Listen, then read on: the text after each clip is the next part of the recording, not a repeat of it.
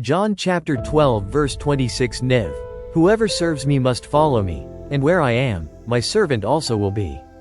My Father will honor the one who serves me. John chapter 12 verse 26 stands as one of the most stirring invitations in all of Scripture, a direct, transformative summons from Jesus himself. In these few words, Jesus communicates not just a path to walk, but a life to embody. As Dietrich Bonhoeffer observes, when Christ calls a man, he bids him come and die. It's a call to move beyond comfort and certainty, embracing both the humility of service and the unknown of surrender. In today's message, Brother John Macapobra continues the topic about respecting God and honoring God, the meaning of the word, nuance, reverence and admiration. The comparison between respecting God and honoring God, three important truths about John chapter 12 verse 26, and the Westminster Catechism. Henri Nouwen writes, in The Way of the Heart, the way of the Christian is not the way of upward mobility, but the way of downward mobility ending on the cross. John chapter 12 verse 26 wraps that truth in promise. Those who dare to follow and serve don't go unnoticed. They are honored by God himself, held in the joy of divine approval. Christ's invitation, one that resounds through centuries, calling each of us to serve, follow, and find ourselves caught up in something far greater than we ever imagined.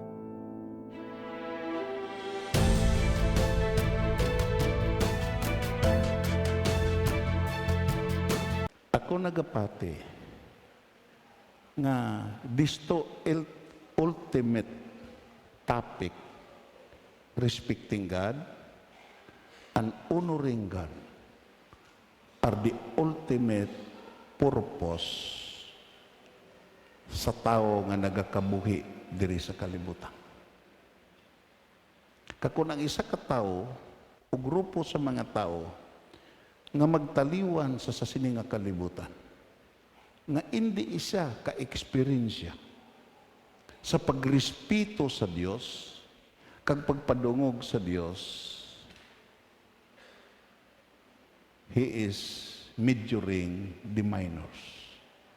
He is measuring nothing.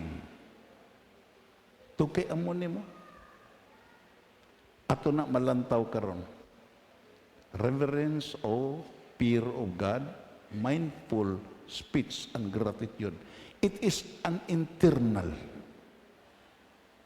Ang pagkahadlok sa Ginoo, ang pagrespeto sa Ginoo, ang paghambal suno sa kabubuton sa Dios, kag ang kinasingkasing nga mapanisalamaton, imo makita gagwa na sa imo pagpasidungog sa Dios.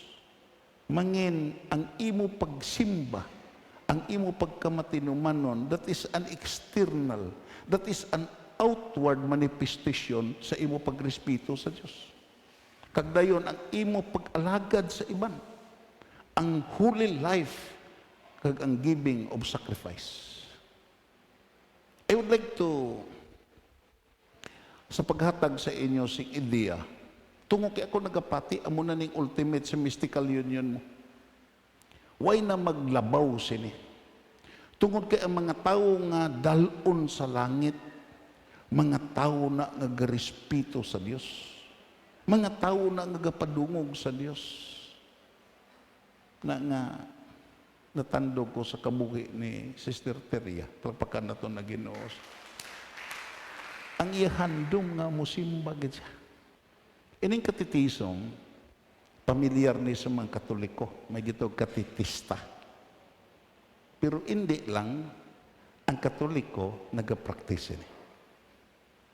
Imo makita iya, katitism is used for teaching and doctrine and helping others to stand their faith to tenets, principle or belief. It often serves as a guide for sermon, education, and personal study. That is the meaning of catechism. Ano ning Westminster Catechism? Ang Westminster Catechism begin with a question. Nagsugod ni sa question. Kag iniya, ginlangkuban sa mga damo nga mga theologian kag mga ministers. Kag ang question amo ni, what is the chief and the highest in of man? Ano ang pinakataas gid nga purpose nga ang tao gipakatao siya kag ari siya sa kalibutan? It is a question. Kag dayon sa ila paghinon-anon, sa ila pagtuon, ila na come up ang isa ka sabat. Ano gani? Answer. Man chief and highest in is to glorify God and fully enjoy Him forever. Palakpakan na ito na Ginoo. Nga ang ultimate gali, ang the highest nga purpose nga ikaw ginbutang sa sining nga kalibutan, amo nga imo himayaon ang Dios. Kag mag-enjoy ka sa pag-alagad sa iya hangtod sa wala sing katapusan. Palakpakan na ito na Ginoo. Ito sis, hindi gali natawo ka nga mag-enjoy ka sa sala. Hindi gali natawo ka nga mag-enjoy ka to in the pursuit of accumulation of wealth. Mayo man, hindi ni will and good ni. Pero kung bisan damo ka pa kwarta, bisan ara ka pa, bisan pariha ka pa sa gitaw kamanggaranon kay Elon Musk, kung hindi ka kalambot siya, makaluluoy ang imo kabuhi. Amo ni ang aton gitawag nga ultimate, amo ning mystical union is all about. Ato na nagyambalan, mystical union is a deep, intimate, transformative attachment to the personality of the Son of God. Palakpakan na ito na Ginoo. Dalom kagitawag ya dalom nga pagtapik nga nagabag-o sa kabuhi, sa pagtapik sa personalidad ni Kristo Jesus. Comparing respect and honoring God involves examining two related but distinct attitudes or action. Ano ning attitudes? Way of thinking, way of feeling, and way of acting. Ito sis, kung masiling ka, you have a good attitude, isakto ang imong paminsaron, isakto ang imong balatyagon, kag isakto ang imong ginahimo. Palakpakan nato na Ginoo. Amo na nga imo makita ya, or action toward the divine. Here is the comparison to clarify their meaning and sa sining duha. Makanto kita.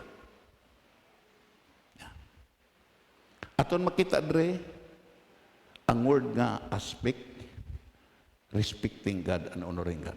Makato kita sa definition. Gusto na ko nga aton ni kono.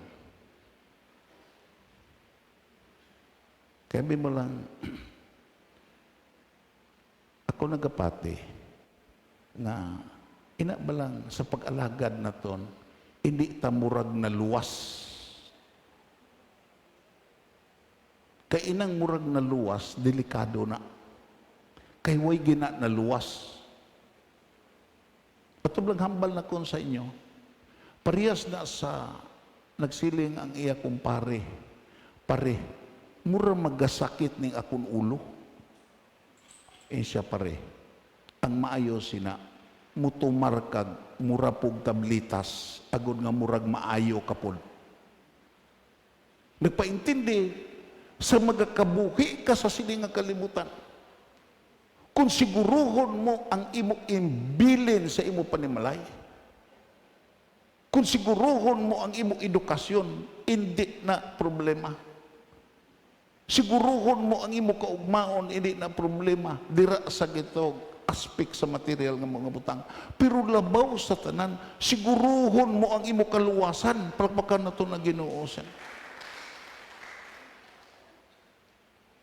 Kag ang kaluwasan niya nga imo gindawat, mag-epekto na will manifest sa imo pagtahod sa Dios kag imo pagpadungog sa Dios. Makato kita sini. Number one is definition.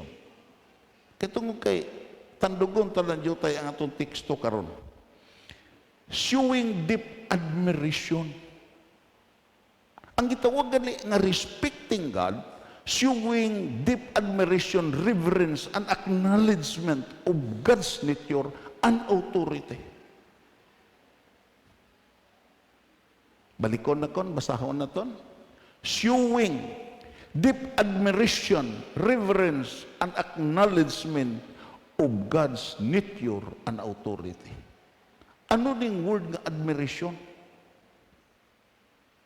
Feeling of esteem and praise. Balatyago ni sa pagdayaw. Amo na nga kung arita sa simbahan, kinahanglan gi sa makanta ta, piliton ta, disiplinahon ta nga aton kaugalingon, nga magkatabok ta halin sa balatyagon nga aton gidala dito sa aton panimalay. Balatyagon nga nag-impluwensya sa aton siguro da sa cellphone. Dira sa gitawag aton na batian sa wala patadiri. Kinanglan kung gusto kita nga gitog sa word nga admiration, makatilaw kita, kinanglan batyagon ta, ano ka ang kaayo sa Ginoo sa aton kabuhi. Ako kaisa may mga sa pagsimba kag pagdayaw sa Ginoo, may mga tao nga daw pawala lang. Daway labot sa kanta. Daway pakialam sa natabo. Ano ang kulang? Ang kulang is the word admiration. Pagpakan na ito na Ginoo. Ito kaya ang word na admiration niya, pagbatyag ni, nga ipataas ni mo ang Diyos. Amo ning ultimate mo. Sa pagsugatanay nila John the Baptist kag ni Jesus, sa imo makita sa dayon na siya, dakpo ni Herodes kag lungguan na siya. Amo na to nga mga kapanahunan nga sugpo na to nga dakpo na siya kag patio na siya. Isa sa mga butang nagsinggit siya. He must increase but I must decrease. Pagabayawon ang anak sa Ginoo. Pagabayawon si Christ kag ako yung mag-us-us. Nagpaintindi in the pursuit of serving God. Especially sa pagsimba, kag pagdayaw, kag pagpasalamat. Kinanabahibaluta nga din ang ginuugid ang magalabaw sa aton katungan, prakpakan na ito na Ginoo. Hindi ang aton kaugalingon. Kaya kung ang kaugalingon naton gani ang aton patuyangan, every occasion may pangitaon tang aton luyag. May pangitaon tang matabo. Kag that is the problem, that there is disunity will occur. Nga, may-unite lang kamo. May-unite lang ta diri panahon sa pagsimba kung ang aton handom ang pagbayaw sa Dios pagpakan nato na Ginoo. And that is the word admiration is all about. Ang admiration, second, is feeling of wonder. Kung kwaon nimo ang gitawag word nga wonder, hindi ka ka-ekses mo nga Kristohano. Ito kay masugot ka kag sa indi, sining katapusan sa kapanahunan, may ma-experiensyahan kagid nga makatilingala nga butang sa imo pag-alagad sa Dios. Pagpakan na ito na Ginoo. Kag inang makatilingala nga butang, nga din ihatag sa imo sa Ginoo, pagpaintindi na sa imo that God is in control of everything. Pagpakan na ito na Ginoo. Natandog ko siling pa ni Daylalin. Gilimita na si Tutarok, pero karon buhi hangtod karon, palakpakan na ito na Ginoo. Si Sister Teria, una pa ni nga nagmasakit sa aton amutan naman karon.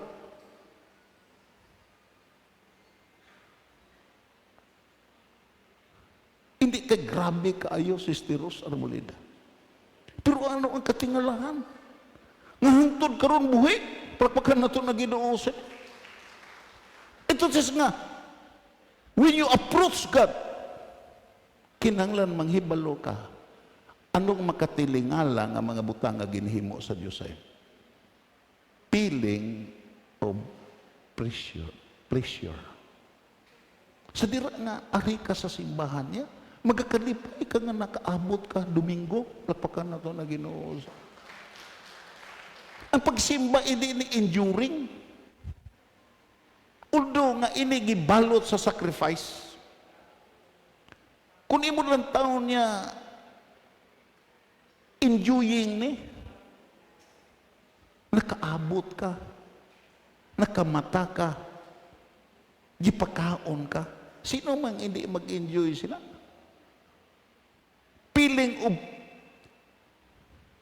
pleasure, satisfaction, and approbation. That is admiration is all about. Amo na nga, ang pare nga nagkuhan sa Bisayan Dictionary, naghatag siya sa kahulugan. Ara? Naghatag siya sa kahulugan nga ang word admiration, imo makita iya pagdaig,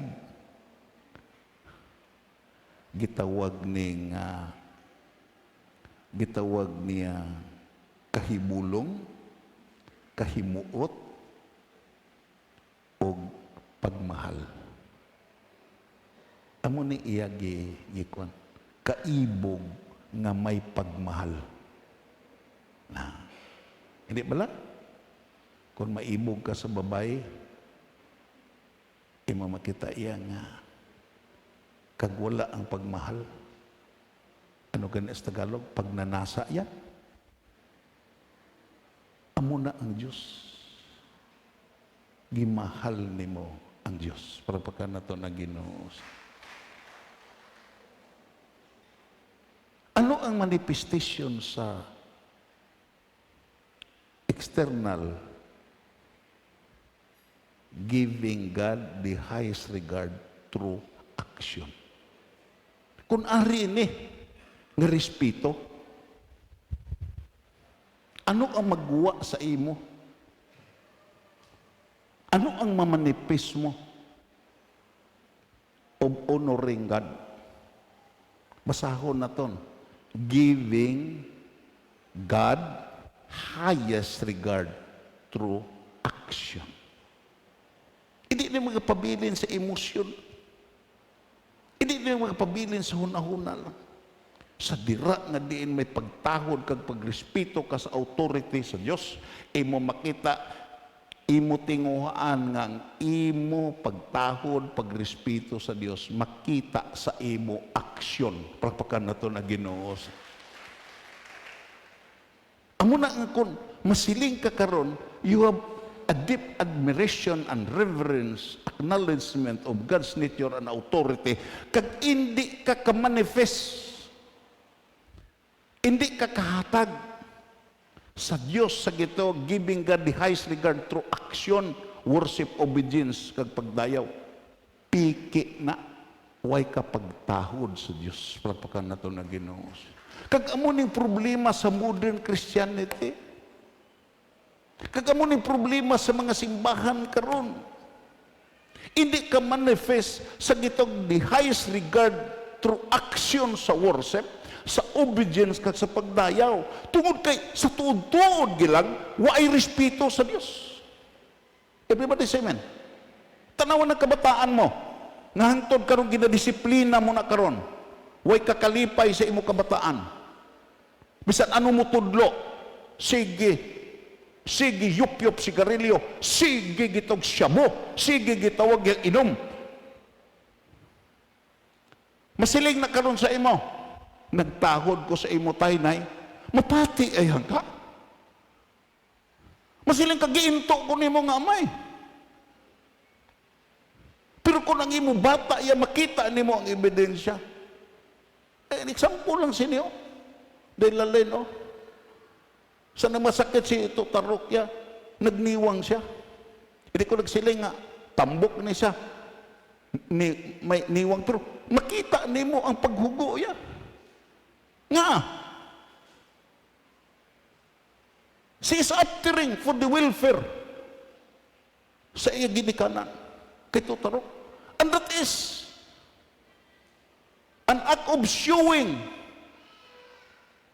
of giving the highest regard and action. Pagpakan na ito na Ginoosin. Hindi, mainto, tandaan ninyo mga kauturan. Mainto nimo ang tao, pero hindi gini mo mainto ang Dios. Palakpakan naton. Kag dugay nimo into sa tao, madiparahan kang gagiinto mo ang tao. Ining mga yang people nga sige into sa ginikanan, sige into sa ginikanan. Gapabuot-buot pero porte ka sa lawayon. Gapabuot-buot pero imo makita gapanago sa pagbisyo, pag-abusar sa gitog supply sa ginikanan. Pamangkutang ginikanan, hindi na nimo mainto. Pasiling na, mahal katagi kanay, oy, sugiri ang iban, mag-sure ka, into na ng imo. Pero kung ang isa ka bata, makita nimo nga nagbinutan kang nagsunod, sa gitawag ya kabubuton mo. Hindi na maghambal nga gitahod ka, ang i-aksyon nagpakita na nga siya garespeto sa imo. Amo na ang gipangita sa Dios. Palakpakan naton ang Ginoo. Because sa madalong nga pagtuon, in the depth of God's nature, He is a person. Gahandom siya nga makabatyag sa imo pag-alagad. Everybody say amen. Ang Diyos gahandom nga makabatyag sa imo pagkamatinumanon. Ang Diyos gahandom nga makabatyag sa imo commitment. Ang Diyos makabatyag, gusto siya magbatyag sa imo sakripisyo. Kag amunang wala ihatag sa mga Kristohanon sining katapusan sa kapanunan tungod kay ang ila paglantaw sa Dios nangin sugar daddy nga diin nangin exit nga diin kung panahon sa kalisdanan manawag sa Dios pero kung ara sa taway hindi kahimaya sa Dios. Palakpakan naton ang Ginoo. Amo na ang hambal sa Biblia. In everything, give thanks, for it is the will of God. Sa ano nga sirkumstansya, sa ano nga sitwasyon, sa ano nga kahimtangan, magapasalamat ato kay amuning kabubuton sa Dios. Palakpakan nato na Ginoo. Makadto kita sa focus. Ano ning focus? Internal attitude and recognition of God's greatness, holiness, and power. May focus nimo. From definition to focus. Amo na nga. Anong hambal sa Biblia? Tungod kay gilibutan kita sa madamol, mabaga nga panganod sa makasaksi, huksan ta ang tanan nakasablag sa aton, kag dalaganon ta ang lumba nga aton giintarahan, nga magatutok, magapokus kay Hesus, nga amo ang mag-ugmad, nagasugod, kag nagatapos sa aton pagtuo. Nga tungod sa kalipay nga gibutang si atubangan, naganto sa cross, bisan tama kalisod, kag kabudlay. Tungod kay ang iya gihandom, hindi aya kalipay, kundi paglipay sa amay nga nagsugo sa iya. Palakpakan nato na Ginoo. Yes, sa Kristohanon nga kabuhi iya, ang Ginoo hindi ni killjoy. Hindi sa killjoy nga hindi ka malipay.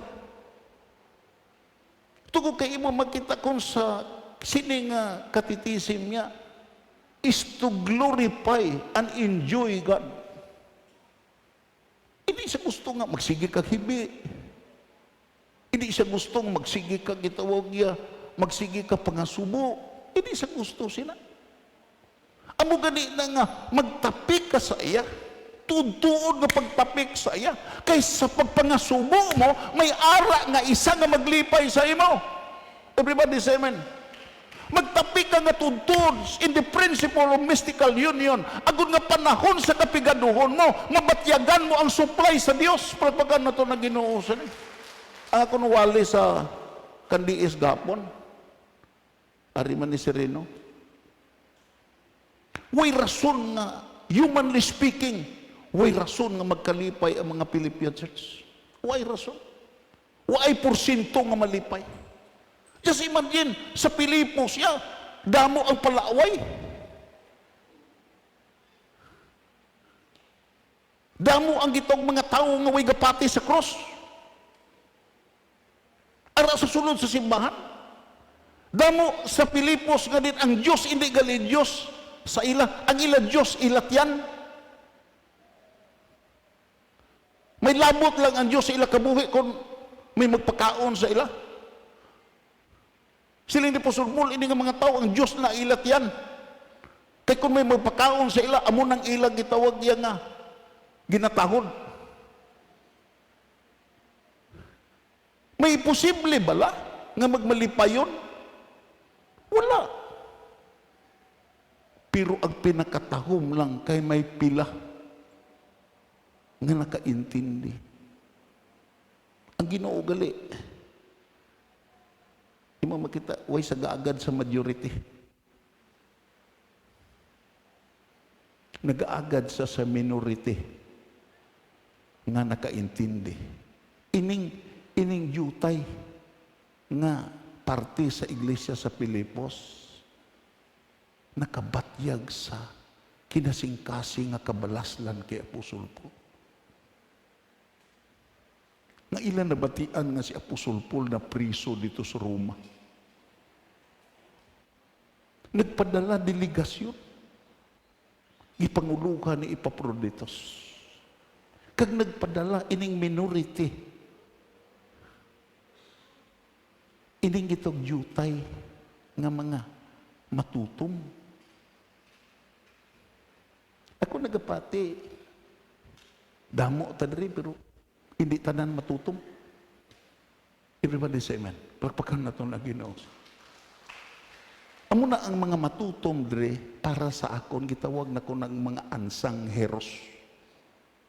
Nga amo na nagpaidog kaangay sa Philippian Church. Ang mga matutom nagpadala delegasyon. Nagpadala sila sing regalo kay Apostol Paul. Under sa gitog leadership ni Epaphroditus. Ano bala sang una? Kung imo tanaw, way aeroplano. Way gitawag yang nga mga salakyan nga mga madasig. Ang imo sakyan sa una kabayo, lakat. Kung ara ka sa dagat, paragata, dilayag. Ito, sila pa sa mga teologian, hindi kay sinimana ang biyahe, binulan. Pag-abot sa Roma, yato kay ang Roma sa una, considered as metropolitan city, tungo kay ang Roma, imperial capital sa Roman Empire. The biggest empire and the powerful empire of the ancient time. Gipangita pa si Apostol Paul. Hangtod nga diin, nakitaan, dito na sa dungeon.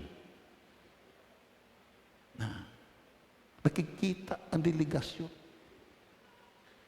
Tayo mula na, bisan dito sa Italia, amo na nagapati ko, true friends and true brothers and sisters can only be known in time of misfortune. Pagpakan na ito na Ginoo. Inang imo abyan, hulata na. Kung may kalamidad ka, kang makita mo na tinuod mo nga abyan. Kung di na nimo makita, wider-wider lang na nga abyan. Pag-abot dito, siguro, naglisensya sa warden nga makikita, kay palatyo na mo. Dito sa dungeon, nakita dito nga gikadinahan na si Apostol Paul. Palatyo na. Dayon nakikita.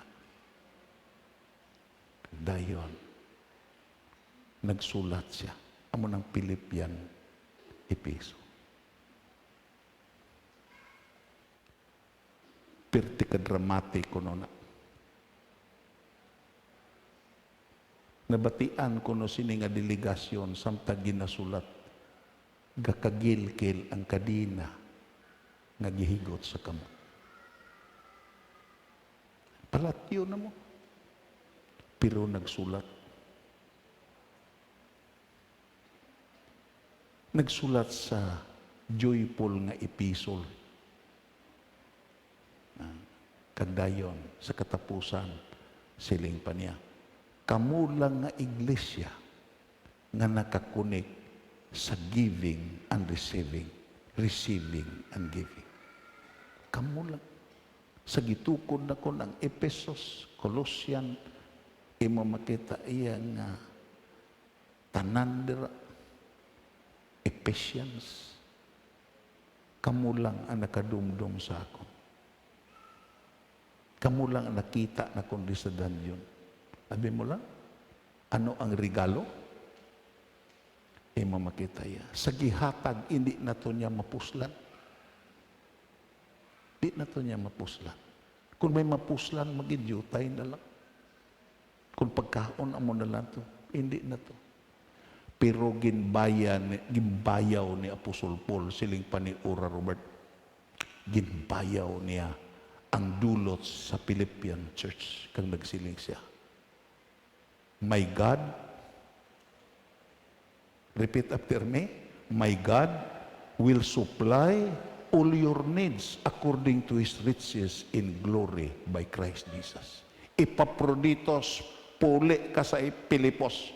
Sugire sila nga ang Diyos nga inyo gialagad makasarang sa pagsupply sa tanan yung gikinahanglan kay nagahimaya kamo sa amay dira sa ngalan ni Kristo Jesus. Pagbakan na to na Ginoo. What a wonderful declaration. And that is internal attitude and recognition of God's greatness, holiness, and power. There is a honoring God. External expression of love and devotion. Kabalom lang ka mo, kung magsiling ka, maghigugma ka, kung way external expression, hindi na gugma.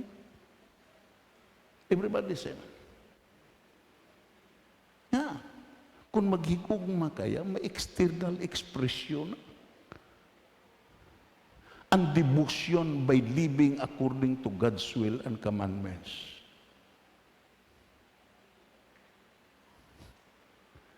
Nagsaka si Ginoisos sa balay ni Simon Pariseo. Ako na liwaton because repetition is necessary. Pag-abot niya dito sa balay ni Simon Pariseo, dugay-dugay, nag-abot ang isa ka babae na gitawag, hindi maayo ang track records. Kunoy ko nagsala sa Maria Magdalena. Pag-abot yan dito, wala siya pakialam sa mga tao. Wala siya pakialam bisan pa sa kay Simon Pariseo nga tag-iya sa balay. Pagsaka niya sa balay ang niya sintro ang Ginoo nga nagpungkok. Tungkol kay nahibalaan niya, inang mga tao sa balay nga ara nagdapo tungkol kay ara si Kristo Jesus, may negative attitude para sa iya. Even ang tagbalay, may judgmental nga attitude. Pag-abot nito, gibuka din ang alabaster box. Kag nang humot ang bilog nga balay. Lain-lain dayon ang komentaryo. Ang reaksyon ni Judas in connection sa kwarta. Sino si Judas? Purti ka mahal din nga pahumot. Kung gibaligya abin kagihatag sa imol, na di nag-enjoy ang imol. Kung gibaligya abin kagihatag sa gitag badyaw, na di nalipay ang badyaw. Pero lang tawan ninyo ang dason nga bersikulo. Si Judas way kabalaka sa imol tungo kay siya ang tesorero. Gusto niya nga katingan. May pagkapulis to si Judas. Dira kuno sa katedral may nagsimba upod sa pulis. Sinsiro kuno nangamuyo ang makililimos Ginoo ay nakukaon sini. Maluoy katawan nga may maghatag. Natandog ang pulis. Hatag ko na ang pulis yung isa kagatos o ibakal ni bugas. Naghibi ang makililimos. Siling na naghibi naman, imbes malipay kang magpasalamat. Nagsiling ko na Ginoo taon kung maghatag kaliwat, hindi lang iagi sa pulis. Kaya ang huna-huna sa makililimos, yan nagikatingan sa pulis. Ikaduha nga reaksyon si Simon Pariseo. Direkta nga gitawag malain nga panguna-una, pangduha-duha sa authority ni Kristo Jesus. Isa ko ining nagsaka sa balay kung propeta ni, nahibalaan niya ni, nga ini nga babae ya, kung ni, Alsapalda ni. Prostitute ni. Lain ni sing dungog. Ang Ginoo'y lain kahibalo siya sa ara sa una-una ni Simon. Siling siya, Simon, palapit mo lang. Palapit ang tagbalay nga si Simon. Siling ang Ginoo. Simon, may pamangkot ko. Diin ang dako. Diin ang dako nga gugma nga mapahayag dira sa tao nga diin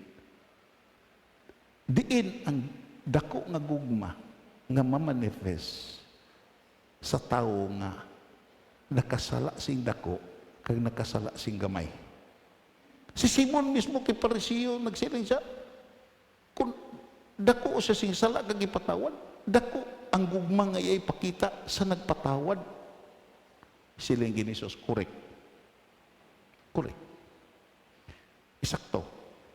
Kaysa pagsaka na kundi sa imo balay, tungo kay nagkilala ka nga gamay kasing sala, bisan paghugas akong tiil nga yabo, kung hindi ka naghugas. Tungo kay nagkilala ka nga gamay kasala mo. Pero ini, lain. Pag-abot diri, may gibuka siya. Kaglantawa bala. Nagahapa, nagaluhod sa akong tiilan. Kag ang iya gitrapo, hindi kay tawil, kundi ang iya buhok nga malaba. Gitrapuhan niya akong tiil. Hindi na gianuwin ko niya sa gitawag yang mahal nga perfume, kundi ang iya buhok, gihimo niya nga trapo sa akong tiil. Simon, sugiran ta ka. Ining dako nga gugma nga iyang ipakita tungod kay nagkilala siya nga dako sa sing sala. Palapakan na ito na Ginoo. Kag tungod kay nagkilala siya nga dako sa sing sala, gikilala niya nga dako ang iya kabalaslan sa nagpatawad, kag amuna nga dako ang gugma nga iya gialay sa akon. Kag Simon, sugiran ta ka, siling pang Ginoo, sa pagkamatuod, magkasiling ako sa imo. Nga bisan diin maglambot ang ebanghelyo, ang gospel of the kingdom, hindi malipatan ang ginhimo sini nga babay, tungo kay ginhimo sini nga babay, magaupod sa gospel kung diin ay maglambot. Sino gali ang mag-back up sa gospel? Ang mga tao nga may paghigugma sa Diyos. Palapakan na ito na Ginoo. Ang mga tao nga may pagmahal sa Diyos. Ina nga pagmahal will manifest an external expression of love and devotion according to God's will. Ano ning expression? Thoughtful contemplation o unreverence. Gitong reverential o. Reverence in speech, attitude, and avoiding irreverence. Amo ning gihibian akong kung kaisa. Kay kung kaisa, way ta respeto sa Diyos. Way tatahod sa Diyos. Si Solomon nagsiling sa gitawag niya sa iya wisdom sa Ecclesiastes Kapitulo 5 nagsiling siya. Halungan mo ay mutiil kung ara ka sa balay sa Diyos. Halungan mo gid ang imutiil. Kay ang paghalad, ang pagpamati sa pulong sa Diyos, labaw pa ni kaysa imo halad. Nagpaintindi ang buot ni Solomon nga imo makita ipahangop nga ang pagpamati sa pulong sa Diyos, kag ang paghangop sa pulong sa Diyos, kag ang pagpamalandong sa pulong sa Diyos, labaw una sing dako sing bili, tungod kay kung mapamatian mo ang pulong sa Diyos, hindi ka matabo nga tinuntuhan mo ang imo ihalad sa Diyos. Palpakan na ito na Ginoo. Ano ang gitawag yan nga kon? Honoring God. From respecting God. Worship, prayer, sacrifices, obedience, serving others as God commands, celebrating God's presence. Mabalik ta sa teksto. Di na to ni maubos. Ano ang unod sa teksto? Number 1, ang aton ginbasa. Man, paskugunta, man must serve and follow Jesus. Man, repeat, must serve and follow Jesus. The man who does is assured Jesus' presence. Ang i-assure sa Ginoo, hindi ang ano nga mga butang mag-una. Ang iya presensya, palpakan na ito ng Ginoo. Tuki siya presensya ya, ara ang aton kapahulayan. Anong hambal ni sa Ginoo kay Moses? Moses, ang akon malulunda, magauna sa inyo. Kag maga-assist, kag magapauli sa inyo. Pero Moises, hindi ko mag-upod. Diyos na ni nagsiling. Anong singgit ni Moises? Ginoo, kung malulunda malang imo paugdon sa amon, kag hindi ka mag-upod, hindi kami magsulod sa duta nga saan. To kay ang imo presensya lang ang makahatag sa akon sing pahuway. Palpakan na ito na Ginoo. Bisan ano na kadamo nga malulunda nga mag-assist amon, hindi nakahatag kapahuwayan. Tungod kay ang matuod nga kapahuwayan ang imo pag-upod sa amon. Palpakan na ito na Ginoo. Amo na nga Jesus presence, amo ang iya gitawag, gipasalig sa mga mualagad sa iya. Nga, siling pa niya, where I am, my servant will also be. Diin ko ang akon handom ngang akon alagad, hindi na kon pagbiyaan. Palpakan na ito na Ginoo. Diin ko agtuman ang akon alagad. Kagdayon, ano ang resulta? Of Father's honor. Ang pagpadungog sa Diyos. Sabi mo lang, ining pagpadungog, hindi nilawlaho mo. Anong hambal ni Jesus? Ang bisan sino nga wala nahuya sa akon. Sa tunga sining malauton nga kaliwatan, hindi ko siya ikahuya at ubangan sa akon amay. Isugid ko ang iyang ngalan. Dira sa katungan sa madamo ng mga malulunda. Tani bala? Maintindihan. Kaya kung ang presensya sa Ginoo mag-abot, he can able to attract people. Sige pa ni Darlene, may nangita sa imo, Brad. Pagwaan ako sa Pastor Clavel, nag-abot ako rin sa Amerika. Uy ko nagkanto sa iban nga simbahan, nangita ako sa imo pila na kasimana.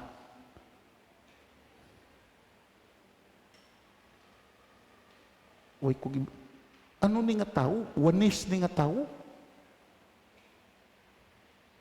Apostolic Pentecostal Assembly ni. Pero nga nangita sa aton. Tungod kay ako nagapati. Uy na nangita sa aton. Tungod sa akong identity kag kapasidad.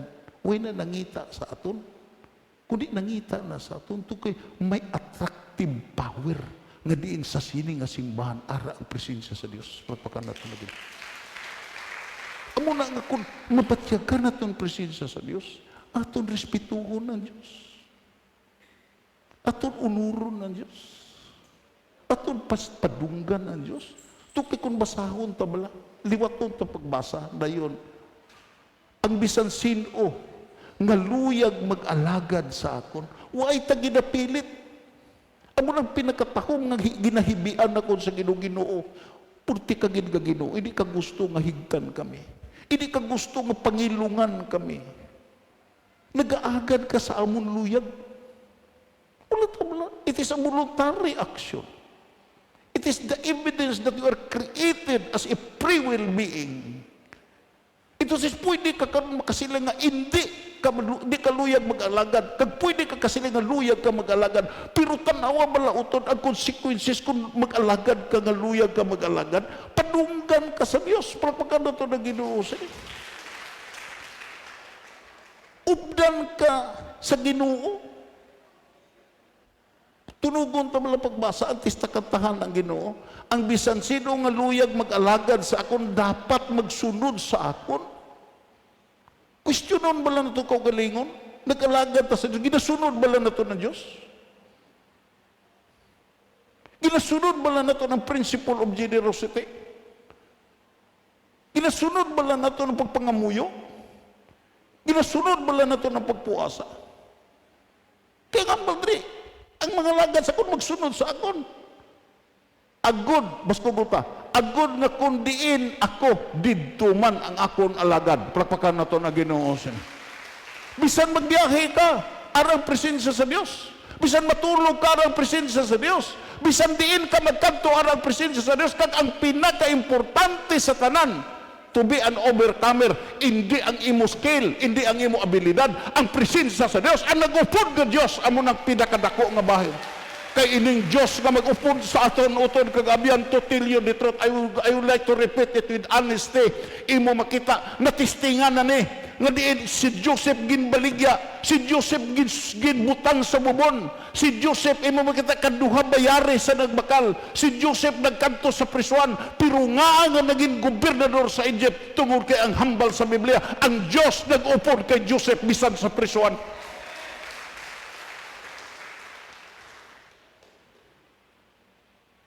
Salamat sa pulong sa Diyos. Natani, maintindihan tagad. Kung ang Diyos mag-upod, hindi kanya biyaan. Anong hambal niya? I will never leave thee, nor forsake thee. Hindi tagi kabiyaan. Amo na siling pa ni David, kung makasarang pagbiya ang akong iloy, nga amo ang naghatag, nagpakatao sa akong halin siya sabak. Ang Diyos hindi kasarang pagbiya sa akon. Anong giatubang nga problema ni David? Si Goliath. Just imagine bala, hadlok ang tanan kay Goliath. Pero si David, anong hambal ni Goliath? Palapit bala. Kaya ipakaon ta ka sa mga wild nga mga sapat. Siling ni David, ikaw?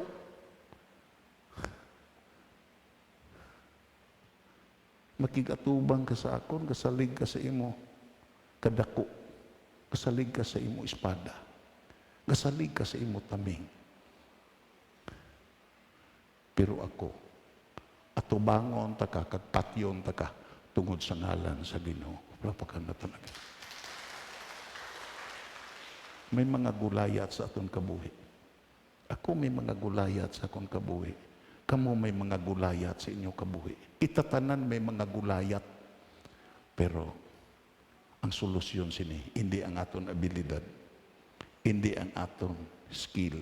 Ang solusyon sini, ining aton gitapikan na amo ang Ginoo na wala nagabiya sa aton.